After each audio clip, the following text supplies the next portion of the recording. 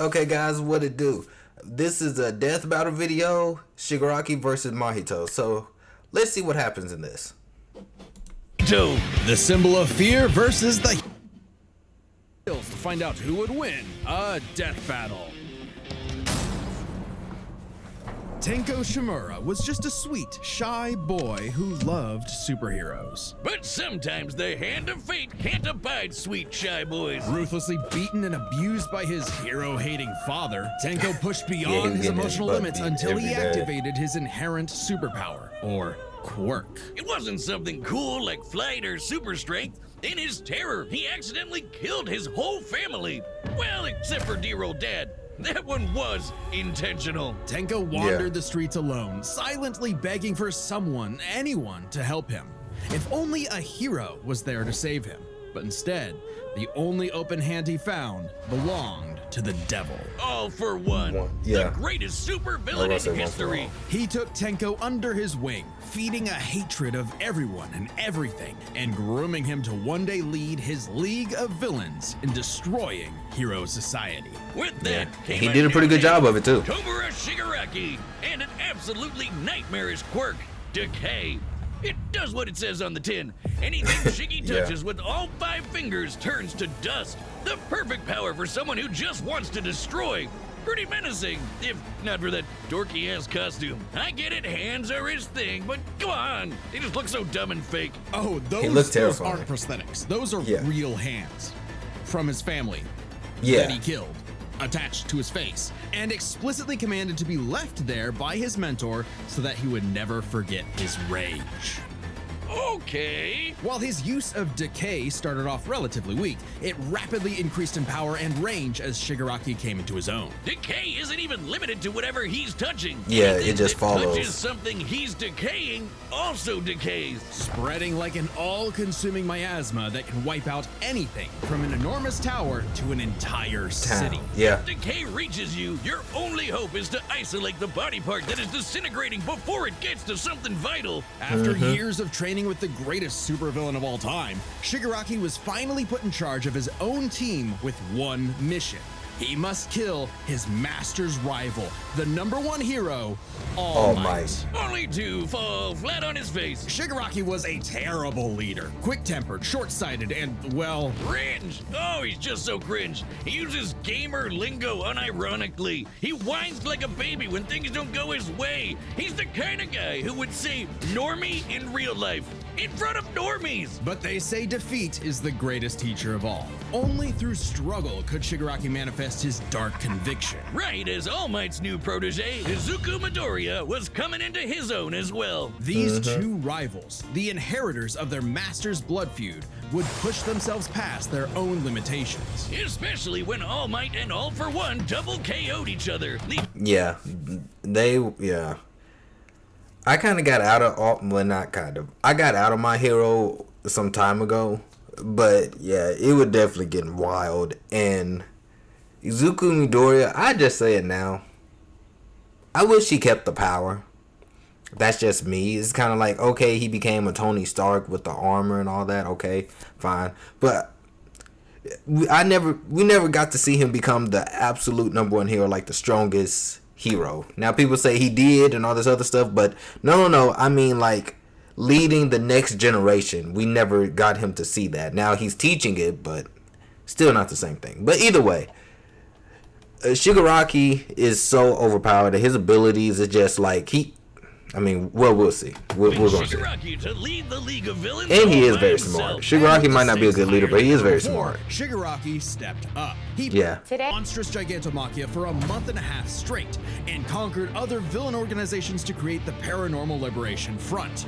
Thousands of new soldiers for his personal army. Yeah, All to impress All for One's personal quack, Dr. Ujiko, who spent months upgrading Shigaraki's body to make it more like his sensei's. It might have been constant agony, but Shiggy went from Chud to Chad. Ujiko's experimentation vastly increased Shigaraki's strength, speed, and durability, enough to match and surpass even All Might's absurd power. Sharing All Which is Might's crazy. power between them, Deku and Bakugo were able to punch an island-sized hole in a cloud that reached 24 miles into the sky. Well, that was a movie, so I don't know Calculated that how. before to Yeah. be nearly 80 million megatons of TNT. TNT, almost as much as the meteor that wiped out the dinosaurs. And Shigaraki can now move fast enough that his body produces hypersonic shockwaves and can even catch laser beams. Yeah. And he's tough enough to survive Star and Stripes Intercontinental Ballistic Cruise Punch. Yeah, Now, that's a new name nuke. for my penis. Move over, gigantic Omega Storm. Anyway, it also made a blast so big it showed up against the curvature of the Earth. Though he might seem invincible, when Shigaraki's body is pushed hard enough, he will evolve into a state of uncontrollable power. So Decay became, oh shit, more hands. Shigaraki can Yeah, he spontaneously can. generate flesh into existence, seemingly oceans of it in an instant, whenever he wants. He can even use it as a type of armor to defend himself in close combat. But that's nothing compared to Ujiko's greatest gift. Shigaraki wanted to be the new All for One, so what better way than the old man's quirk? All for One's quirk, All for One, allows its user to steal and store quirks with just a touch. And All for One has hundreds of them stored up, collected over the years. Each quirk is connected to a memory of its user's essence in the Right, form of a so spirit, it's- yep. a vestige. Kinda like a piece of their soul. They exist in this kinda psychic world in Shigaraki's body, and can even act as a spiritual defense should it be invaded. And with those vestiges came quirks like super fast healing, air blasts, radio waves, flight, telekinesis, teleportation of others, and the ability to track foes. He can Truth be even told, combine we don't know multiple how many quirks he together, has. like He just this has so big-ass many of electric them. Name something, Kamehameha. he possibly got a However, power any of vestige it. stolen or destroyed will also remove that quirk from Shigaraki's repertoire. They're also sentient, and some can even fight for control. Which is when the second shoe finally dropped. Because Shigaraki also got All for One's vestige, that means All for One was now in possession of a shiny new body that he'd spent the last 15 years molding for him to take over. Yep. Shigaraki's entire existence was planned from the beginning. Why? Because All Might's previous mentor was Nana Shimura, Tenko's grandmother. Yeah. Oh, that to mess with All Might. That is One some for All next was level so hating fucked right up. there. He manipulated Shigaraki's entire life, all for one purpose. To create a soul so corrupted it would grind away at All Might's perfect world, Yeah. allowing All for One to take full control. But All for One's possession wasn't complete, and Shiggy managed to fight his way back to the top, literally decaying his way through vestiges in the process, all to fight his rival Deku one last time. Despite Izuku's best efforts to save him, Shigaraki was too far gone. His spirit decayed by years of venomous hatred. And the new symbol of hope defeated the new symbol of fear, burying All for One's grudge for good. All that Shigaraki asked was to be remembered as the heartless destroyer he was raised to be, and not the broken, angry, crying little boy he really was deep inside. Yeah. For just that one moment, though, Shiggy got in Deku the only thing he'd been denied his whole life, the one thing his lifelong nihilistic tantrum was really all about. He got a hero who tried to save him. Yeah. This battle is sponsored by Ruff. Yeah. I think he's gonna win Ever because since he can't Cain manipulate slew multiple his souls. brother So Abel we'll see. and wetted his fields with his blood, man's greatest fear has been his fellow man. But what if this fear took on a life of its own? What if all that negative emotion humans felt for one another spilled from their bodies and congealed, forming, over time, a living being fueled by malice, which believes in nothing but the law of the jungle? Well, then you'd have the special grade curse with a patch face, Mahito. Oh, I've had people tell me I've become a human disaster curse when I've had too many mojitos. Mahito is Now, one of Mahito's the deadliest different. beings to ever afflict mankind. He's no mere mortal, though, but a cursed spirit. Name means true Innumerable person. spirits exist, weaker or stronger, depending on the amount of anxieties, jealousies, hatreds, and fears humans feel about them. Like the fear of locusts, kinda weak. Or the fear of smallpox, getting stronger. Or the fear of fire. Oh, goodbye, Tokyo. So it follows Yeah, that literally. mankind's fear of itself would be extremely powerful. Those negative emotions manifest as Mahito, a being composed of cursed energy. It's basically like evil ki. Cursed energy can be used to make spirits way stronger, faster, and tougher than any normal human. And it's invisible, making curses like Mahito impossible for the untrained eye to see. Only a life or death situation can galvanize a normal person to see a cursed spirit. That also makes cursed spirits virtually immune to physical damage. They may be physically present in space, but can only be harmed by attacks that embody spirit matter like cursed energy. Which makes curses insanely hard to get rid of, like ghosts, cockroaches, or my ex. That's why you need a Jujutsu sorcerer to come in and Kaizen the shit out of them. They call it exorcism, but I like the way I said it better. Curses and sorcerers have battled each other for millennia, waging an endless war over the fate of humanity. Almost exclusively in Japan, though, for some reason. But Mahito was special. You see, most that is curses kind are of weird. basically dumb animals, but Mahito has So much basically, if cursed you want to get away from energy, curses, they just gave him leave sentience. Japan. So he was recruited by Kenjaku alongside other special grade disaster curses to wreak havoc upon the world. In fact, they made Mahito their leader. And even more frightening than intelligence and bloodlust, Mahito possessed philosophy. Perhaps informed by the tragic meaninglessness of interhuman conflict, Mahito is an existential nihilist, believing in nothing but his own will to power. It's a dog-eat-dog world, and Mahito is the wolf. Which also makes him kind of a goofball. If nothing matters, why not have fun with the slaughter? Really get your steps in, motions like a cartoon character before slitting your Mahito's throat. An such appropriate a analogy jerk considering his curse technique, monster. idol Oh my goodness. transfiguration. Using his cursed energy, I Mahito loved when can he got control what was coming anyone's to him. soul with just a touch, including His his own. own. In fact, he's so good at manipulating his own soul that you can't even kill the bastard without directly targeting it. In Jujutsu Kaisen, the soul and the body share an immutable connection. Whatever happens to the former affects the latter. This lets Mahito squash, stretch, and shapeshift his body into literally anything he wants. Like Play-Doh, he can turn like a fish, reform his body around injuries, or even create clones. Curse users are naturally unharmed by their own ability. Should he touch a human, though, his alterations to their body are instantly fatal. And since he's attacking your soul, those physical wounds are gonna be impossible to heal. Even if his alteration isn't directly fatal, the human body won't last more than a few moments in a transfigured state. All that with one touch! God, I thought herpes was bad. His powers mean Mahito treats humans as effectively disposable dolls that he can... But when Mahito touched hers, I can't remember her name right now, with the hammer, she didn't die. I think that was also part of the thing that the creator was kind of like, oh, I'm gonna let her live or not. So it was kind of like he left her at limbo. Gleefully experiment on. The more casualties, the better, especially if he gets to break your spirit first and watch you suffer. Even more twisted is when he combines two transfigured humans together for soul multiplicity, essentially a giant torrent of body horror flesh that he repels at an opponent. Ugh. Mahito is unbelievably disgusting. creative with his application of idol transfiguration, and despite being a newborn curse, consistently keeps experienced sorcerers on the back foot. It helps that he's a quick study who's picked up a number of different curse techniques, like the Black Flash. By applying cursed energy within 1 microsecond of an impact with an enemy, space itself will distort, exponentially amplifying its force by a factor of 2.5. Not only does this hurt like a mother, it restores your curse technique and gets you fully in the zone. And would require reflexes moving nearly 1,000 times the speed of sound.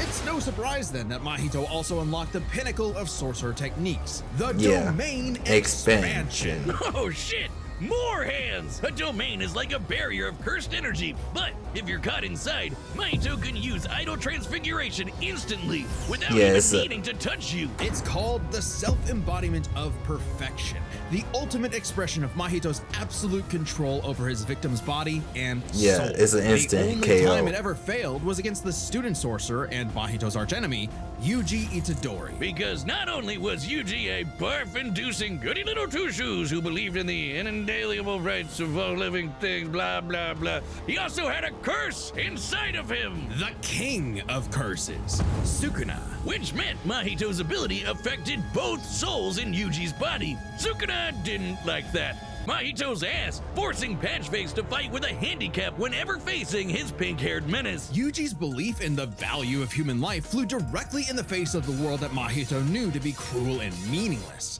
So he made it his mission to crush Yuji's spirit before killing him, murdering his friends, defiling their corpses, and brutally battering him before going in for the kill. And he's got the strength to do it. Mahito's one of the most powerful curses in the world, and his growth is exponential. Fellow disaster curse Jogo was able to summon a massive meteor capable of reducing the city of Shibuya to ash. That'd take an energy of over 800 kilotons of TNT. And Mahito can take as good as he can give, especially when, in the throes of struggle against Yuji, he evolved, unlocking a vastly more powerful form, the instant body of distorted killing. Complete with armored exoskeleton and yeah, he was. That, I ain't gonna lie, that looked beast. That was a beast mode. Was growing into a true blight on all mankind. It wouldn't last. In a bitter battle of resolve, Yuji won out. In a dog-eat-dog world, there was now a bigger wolf. So he tucked tail and ran away like a bitch.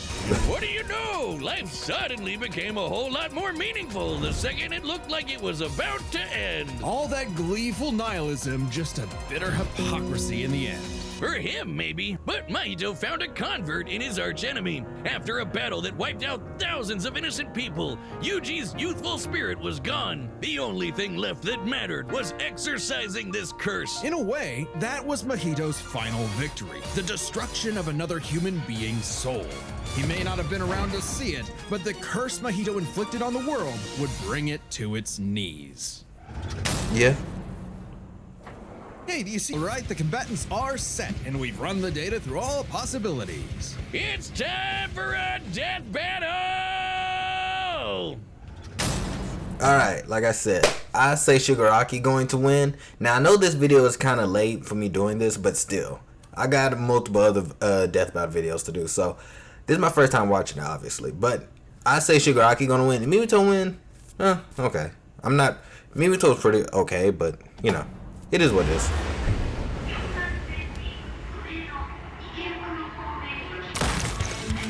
I knew a lot of people going to die in this. Against two villains that does nothing but mass killing, I knew everyone in this was going to die.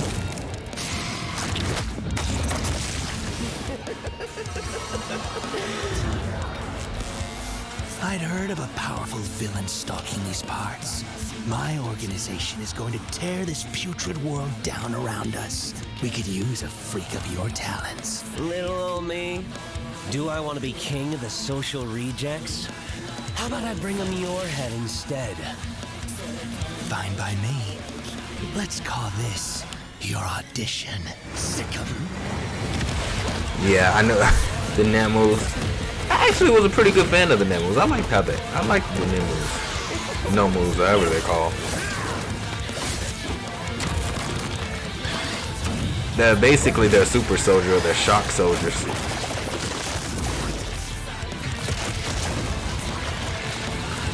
Game over.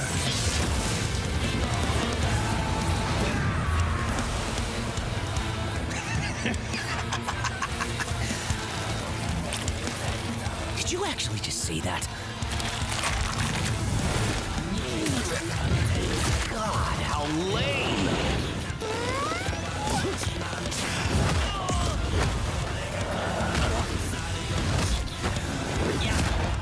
Now the thing of it is, how Shigaraki going to hit him? But then again, if quirks are like spirits, he'll be able to do something. Audition over. Did I get the part?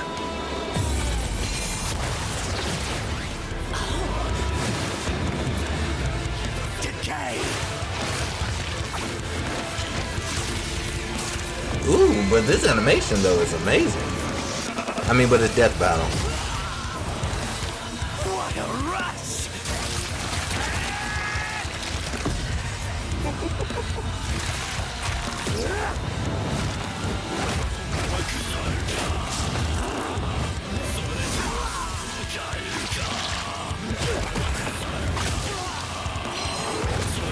The thing of it is, you can just say he has just about any quirk ability. That all you got?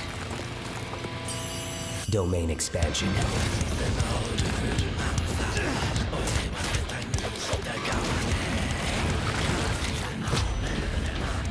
I can read your soul. You're just a scared little boy whose daddy was mean and wants to make it everyone else's problem. Grow up.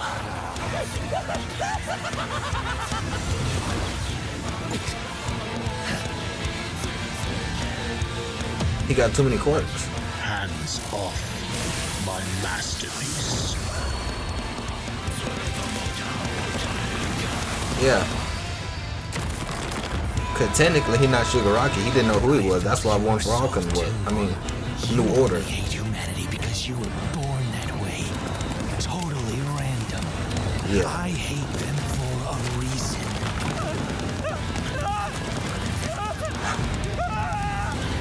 You grow up. Yeah.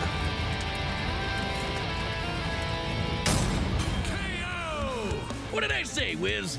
Like a bitch. With their complex power sets, this match was a puzzle to figure out, which is why we're breaking it down to 3 categories: physical stats, survivability, and their powers. But first, let's address one thing. Could Shigaraki even see Mahito? He's an invisible curse after all. Cursed energy and quirks are notably different, and Shigaraki wouldn't be able to see curses normally. However, even regular humans can spontaneously develop the ability to see curses in life and death scenarios. And with the Search quirk, Shigaraki would have had no problem tracking it. So seeing Mahito wouldn't have been an issue. With that out of the way, we can jump into their stats. This was no contest. Despite the disaster curses being able to destroy entire cities with their cursed energy, Shigaraki's scaling to Deku and Bakugo meant he was calculably millions of times stronger. I can He see was that. faster too, considering he could react to light beams, while Mahito's black Quirks flash is kept almost out at like nearly it's 1,000 times the speed of it's the sound. luck of the draw. Nothing to scoff You either get a at, strong but one or you Shiggy was don't. thousands of Shigaraki times had a strong faster. quirk, and Shigaraki takes could take other stats. But quirks. survivability was a little trickier to figure out. Yep, in terms of raw durability, Shigaraki was a lot tougher, and his ability to generate new flesh meant that he could heal any wounds he might receive super Yeah. easy. However, Mahito is a curse and is immune to the kind of overwhelming physical damage Shigaraki could dish out.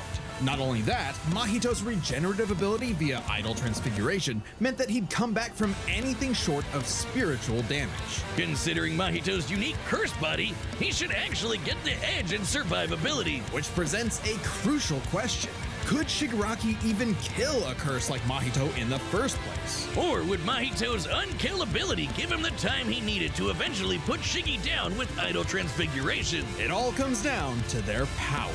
Shigaraki had a lot more variety with all of the crazy quirks all for one. Yeah, I sure about to say, Shigaraki got so many crazy quirk Could abilities. properly kill a curse. That didn't mean idle transfiguration was a surefire bet either, though. Of all things, Shigaraki's vestiges served as a spiritual shield from the effects of idle transfiguration. The fact that Mahito could not avoid targeting Sukuna while attacking Yuji meant that he couldn't target specific souls inside a person. And Shiggy has hundreds of soul-like Right. entities inside of him. Sure, each one down means he loses a quirk, but that's more than enough time to land a single hit with Decay, especially considering how much faster Shiggy is. And Mahito has no way to defend against Shigaraki's primary quirk. Decay has affected spiritual beings in the past. Again, vestiges.